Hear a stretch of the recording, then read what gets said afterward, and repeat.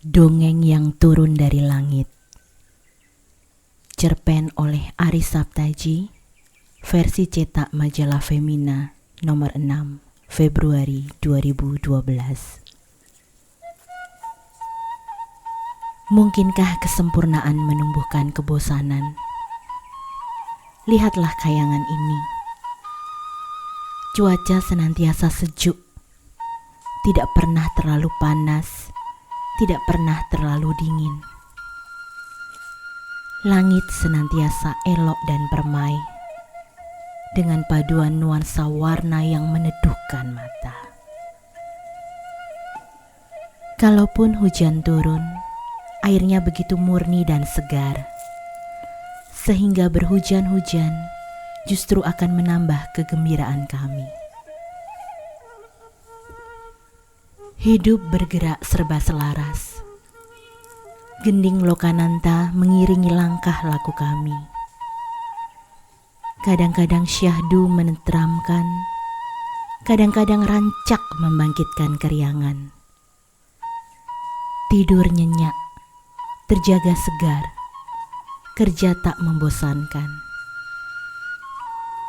Kisah asmara tiada pernah bertepuk sebelah tangan. Pesta-pesta penuh dengan santapan yang memanjakan lidah dan minuman yang menyegarkan tulang. Tidak ada kesakitan, tidak ada pertikaian, atau setiap persoalan pasti diselesaikan dengan sempurna pula. Akan tetapi, benarkah kesempurnaan adalah syarat yang tak tergantikan untuk mereguk kepuasan? Lalu, kenapa kami sesekali masih tergoda mencuri-curi kesempatan untuk mandi-mandi di telaga tirta suci di Gunung Keramat, yang airnya, bagaimanapun sucinya, tidaklah semurni dan sesegar hujan di kayangan. Dan kami tidak lantas kapok, hanya memang jadi lebih berhati-hati setelah kejadian yang menimpa Nawang Wulan. Kisah Nawang Wulan menjadi hikmah tersendiri bagi kami para bidadari. Peristiwa itu bukan sepenuhnya kesalahannya, tetapi tampaknya nasib memang sedang menjatuhkan pilihan kepadanya. Selendangnya diambil oleh si pemuda Jakatarub, sehingga ia tidak bisa kembali ke kahyangan bersama-sama kami. Para bidadari lalu saling menasihati agar kelak lebih berhati-hati dan lebih waspada menjaga satu sama lain saat turun ke bumi. Herannya, kejadian itu justru membuat jantungku berdegup, berdesir ingin tahu. Benakku mendadak kebak dengan tanda tanya. Penasaran. Apa sesungguhnya yang terjadi saat kesempurnaan berpadu dengan ketidaksempurnaan? Bagaimana rasanya? Anak seperti apakah yang dilahirkannya? Pertanyaan-pertanyaan itu secara ganjil berpilin dan menggumpal menguatkan pertanyaanku semula. Benarkah kayangan ini sempurna? Kalau sempurna, kenapa masih terjadi pelanggaran? Ya, memang, seperti kukatakan tadi, setiap persoalan di sini diselesaikan secara sempurna.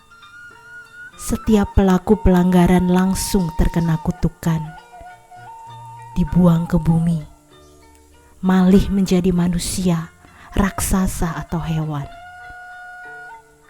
Setelah melewati masa penyucian tertentu, barulah si pelanggar diperkenankan kembali ke kayangan. Dengan cara itulah, kayangan senantiasa tampak sempurna. Tampak. Jadi, sebenarnya tidak sempurna, bukan? Apa yang dialami Nawang Wulan sejatinya juga semacam kutukan. ia terkutuk karena kehilangan selendangnya. Dan ia baru akan terbebas dari kutukan jika berhasil menemukan kembali selendangnya. Selama itu ia masih dapat menggunakan daya kebidadariannya sampai batas tertentu, sampai Jakatarub menemukan rahasianya. Dan selanjutnya ia terkutuk untuk menjalani hidup sebagai perempuan biasa. Dan bagian inilah yang memikatku. Bagaimana rasanya menjadi perempuan biasa? Ketika Nawang Wulan sudah kembali ke Kahyangan, akulah yang paling rajin membuntutinya untuk mengorek cerita dari dirinya. Nawang Wulan biasanya menceritakan bagian ini dengan nada muak dan kesal. Tadinya ia tinggal memetik sebulir padi untuk menanak nasi. Kini ia harus menjemur padi, menumbuk padi, menampi beras untuk membuang sekamnya, mencuci beras, dan baru bisa menanaknya. Maka betapa gembira ia ketika kehidupan biasa yang membuatnya merana itu akhirnya malah membuka jalan baginya untuk menemukan kembali kebidadariannya. Ia menemukan kembali selendangnya. Di bawah tumpukan berkas-berkas padi di lumbung itu, yang akan terus menggunung seandainya ia bisa terus mendayagunakan kebidadariannya. Nasib memang sering berpilin secara ganjil. Tidakkah pernah terbersit keinginan dalam hati Ayunda untuk kembali menjalani kehidupan di bumi?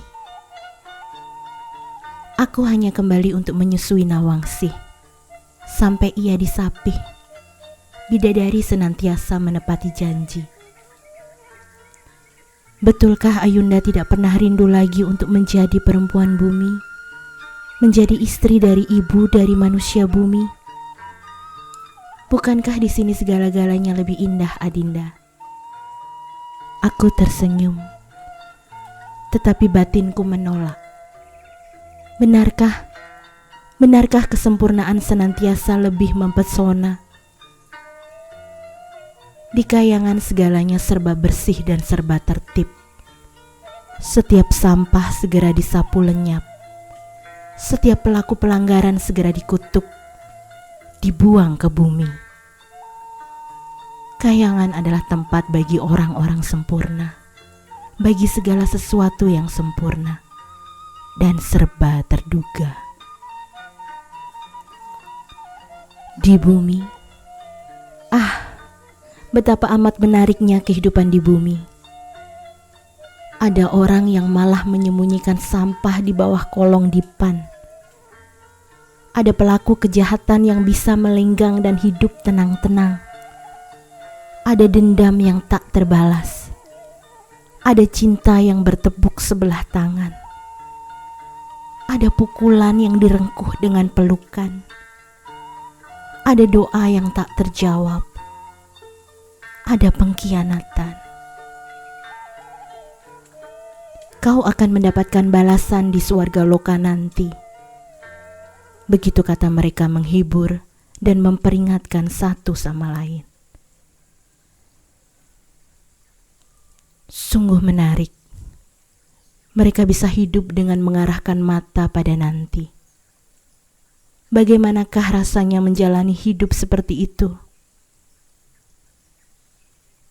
Maka pada suatu pagi yang sunyi, aku memutuskan untuk menyelinap sendiri ke bumi, turun ke hutan Gunung Keramat. Dengan menyamar sebagai burung kepodang berbulu elok, aku memikat seorang pemburu untuk masuk ke dalam hutan. Kalau ia nekat memasuki hutan ini, berarti ia pemburu yang pemberani. Benar saja, laki-laki itu tergoda mengejarku. Aku mengarahkannya menuju telaga Tirta Suci. Lalu aku melesat cepat mendahuluinya, agar nantinya ia akan mendapatiku sebagai perempuan cantik tengah asyik mandi di telaga. Kisah selanjutnya berlangsung seperti kurencanakan. Ia melihat tumpukan pakaianku dan mengambil selendang ajaibku.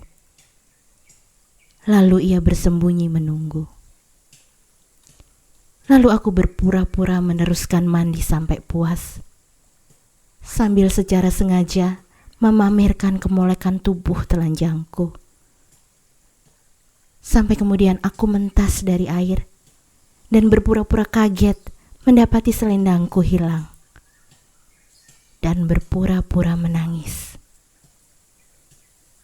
Tetapi aku tidak berpura-pura ketika bersumpah dengan suara nyaring. Jika perempuan yang menolongku, aku akan menjadikannya kakak atau adikku. Jika laki-laki yang menolongku, aku akan menjadikannya suamiku. Tak lama kemudian muncullah sang pemburu. Jantungku berdenyut keras saat berhadapan dengan pemburu gagah ini. Tentulah ia tergolong tampan di antara pemuda-pemuda sekampungnya. Hidungnya besar membulat, tidak mancung. Kulitnya kecoklatan, melegam di bagian-bagian yang sering terpanggang matahari. Keringat membuat tubuhnya tampak mengilap. Dadanya tertutup bulu-bulu yang menghampar rapi. Betapa berbeda dari dada pualam para bidadara. Dan betapa sulit dilukiskan dan sekaligus menyesakkan nafas keindahan insan-insan yang tidak sempurna ini. Dadaku mekar oleh rasa ingin. Aku gemetar bahagia ketika ia mengiringku ke rumahnya. Kang Jaka Alas, demikian namanya. Tak sabar aku ingin merasakan hidup di rumahnya. Tak sabar aku ingin mencicipi masakan yang disodorkannya. Cerita-cerita yang dituturkan Nawang Wulan kini menjadi ceritaku. Aku tengah mengulangi jalan serupa dengan yang pernah ditempuhnya. Hanya bedanya, hatiku bunga, hatiku penuh damba. Lengkaplah bahagiaku saat Kang Jaka membawaku menghadap pada pandita untuk membuhulkan ikrar suci kami. Aku menjadi seorang istri dari laki-laki bumi. Kakang, ada satu permintaanku sebelum kita menyempurnakan ikrar suci ini, kataku pada malam pertama. Apakah itu, Diajeng? Siapkanlah api unggun dahulu, Kakang. Kang Jaka Alas segera mengambil ikatan kayu-kayu kering dari tumpukan di halaman belakang. Menyusunnya dengan rapi membentuk gunungan kecil di halaman depan. Cuaca cerah malam ini. Rembulan nyaris purnama. Tak kesulitan Kang Jaka memantik api untuk menyulut unggunnya. Api mengobar, udara pelan-pelan memanas. Kakang, sekarang permintaanku, ambillah selendangku yang kau sembunyikan. Kang Jaka tergeragap.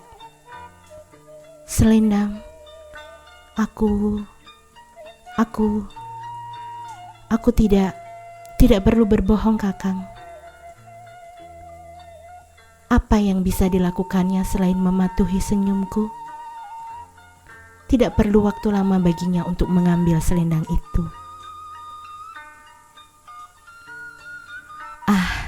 Ia juga menyembunyikannya di lumbung padi. Kenapa tidak terpikir olehnya untuk menyembunyikan di tempat lain? Dengan gemetar ia menyerahkan selendang pelangi itu kepadaku. Entah kenapa aku juga gemetar ketika menerimanya. Benarkah engkau yakin, Nawangsari? Angin malam menyentuh kulitku. Kucium selendang itu beberapa saat. Kuhirup harum kahyangan yang ditebarkannya. Ku ingin mengekalkannya dalam gerayan rambutku. Kakang, ini. Kuserahkan kembali selendang itu kepada Kang Jaka Alas. Diajeng. Lemparkanlah itu ke dalam api, Kakang. Kang Jaka tertegun. Aku tersenyum. Rembulan pun bening. Malam itu aroma asap unggun tercium harum sekali. Seharum desah nafas kami saat bibir Kang Jaka Alas yang gemetar merapat ke bibirku. Saat tangannya mengurai gelung rambutku, menjelajah jenjang leherku, menelusuri gunung kembar di dadaku. Aku sumarah, aku meraih, bau keringatnya menjeratku, bulu-bulu dadanya menggelatarkan kulitku. Aku mengecap cita rasa yang asing dan manis. Aku melejit ke swarga loka dalam ledakan rasa yang tak terlukiskan. Rasa yang belum pernah ku nikmati di kayangan. Saat kami terbaring bersisian di puncak persetubuhan, dalam balutan ganjil keletihan dan kepuasan yang menenteramkan, aku yakin diriku tidak salah pilih. Sekarang bisa ku akhiri ceritaku dengan jujur. Dan kami pun hidup bahagia sampai selama-lamanya di bumi yang tidak sempurna.